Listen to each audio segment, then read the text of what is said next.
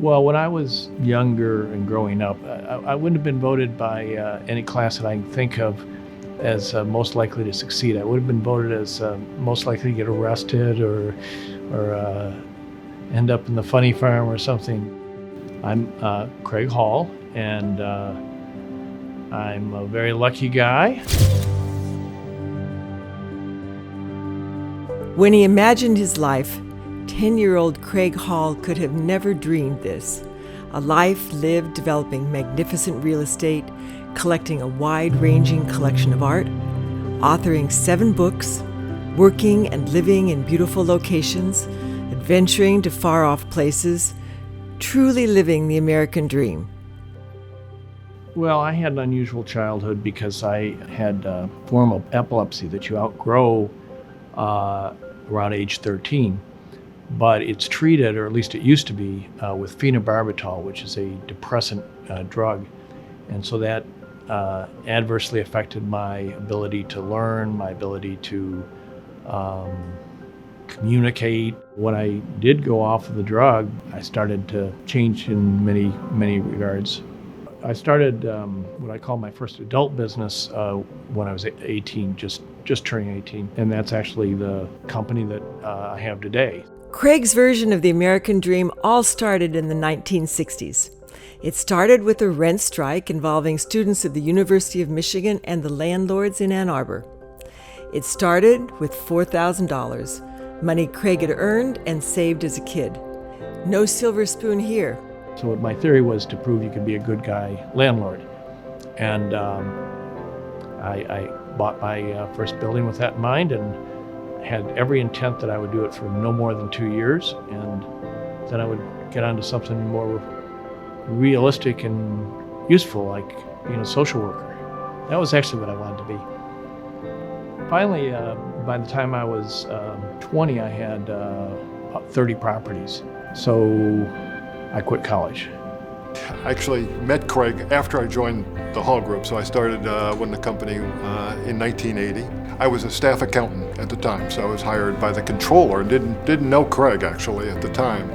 And I was there by myself working late, and in strolls somebody who I didn't really know, sits down, introduces himself as, Craig Hall, and he must have sat there for an hour and a half telling me his vision for the company. I was a naive idealist when I started in business. I'm hopefully a little less naive, but I'm still an idealist, and I don't want to change that. Hard work and idealism made Craig a millionaire by his 21st birthday. By his mid-20s, Hall Group was a national company looking for a more centrally located home, landing him deep in the heart of Texas. All real estate is concerned about investors. There are 2 important questions that they ask. First, when is a good time to invest? And second, who with? Dallas has always had just tremendous luminaries in real estate, and I thought it'd be a great place to see if I could join in and be a part of the city here, and it worked so well because people were very welcoming. Hall Group was booming in Big D, so much so that Craig was able to quickly identify as a Texan. Ironically, Dallas, from a real estate perspective, in a few years after we moved our headquarters, was a terrible place to be in terms of the then market. From the mid-'80s to the early '90s, it was tough times in Texas, and Dallas in particular. It was during that 86 to 90 period that Craig and I were really commiserating together. We were talking about the circumstances that we were in, and we really became close during that period. We spent a lot of time together. After that, Craig, who had been quite the deal maker, he had to do some soul searching about his future and how his path was going to be. Well, it was a defining moment. Here we were really having tremendous success as a company in terms of growing the company in the early 80s to 1985, and we literally coming to to an edge, and there was a cliff at the other side. Why did you not go under like everybody else went under? I was fortunate, and I still have problems. I'm not over all the problems. No one in the real estate business is. But if you are honest and straightforward and you try to deal with them, things usually work out. Why we survived that and why Craig survived it is this extraordinary ability of his to deal with issues head on. We learned to be a lot more cautious and careful about how we are dealing with liquidity and financial matters, and we're very detail-oriented. We always were, but I really don't care about being big today. I care about being profitable and strong financially and having a good time and treating people the same way. I always cared about that. I think Craig is an incredibly creative person. He's not creative, though, without a depth of knowledge. So he knows the marketplace, he understands development, he's got experience, and when you put that insight of creativity with the base of knowledge, then what you do get is a visionary who delivers. Today, Craig's developments are much more than bricks and mortar. A central theme at his buildings is his love of art. Some art for a building, some art before a building. He's an avid art collector who doesn't buy art because it's famous, doesn't buy for ego. He simply buys art that moves him and that he thinks will move others too. The Hall Office Park unveiled its Texas Sculpture Garden today. I buy art almost every week. My wife and I bought, for instance, this really great piece of art that we then realized, oh my gosh, it's a round piece and it's 16 feet wide. And we thought, wow, we have no place to put it. So I buy art and then I figure out where to put it. Art, in his mind, is a lens for which people can start to see the world in a different way. He loves to learn, so when he's traveling, he's always out looking at things, seeing how people are, approaching things differently, and learning and constantly letting that mind work and come up with his vision for his next project.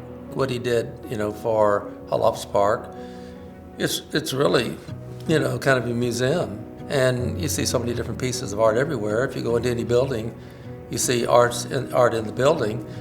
That's really something special. Designing buildings and working with the architects and figuring out where to put what in what way is really a privilege and an honor and a pleasure.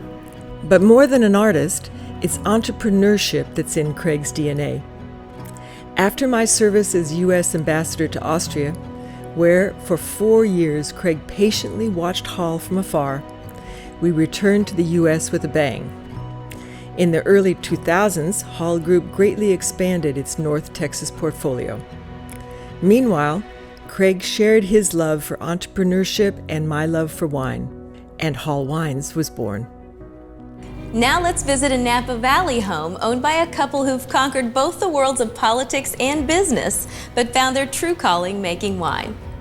Wife had an interest to have a small vineyard and maybe make a little bit of wine, and then I mistakenly put it on steroids, and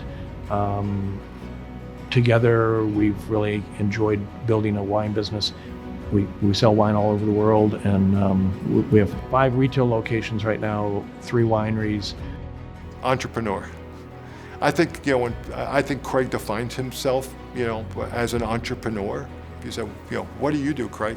Yeah, I'm an entrepreneur, and I don't think it matters, how big the company gets or whatever. He defines himself as an entrepreneur. He's a man of honor, so what he says is what he actually does, and he stands by that word. He will do anything and everything to actually protect his name, the Hall brand. The growth of the economy and of the Dallas-Fort Worth area has really taken hold, and I think people have come to appreciate the quality that Craig Hall delivers. It's not always been the day that people recognize that quality, but they do now. I don't think that there's a secret to success. If you do something you really care about that makes an economic difference to our world, the world will take care of you. But your fundamental thing should be I want to do something that makes a difference, that I feel good about, that I'm passionate about, and help improve other people's lives. So that's it. Simple.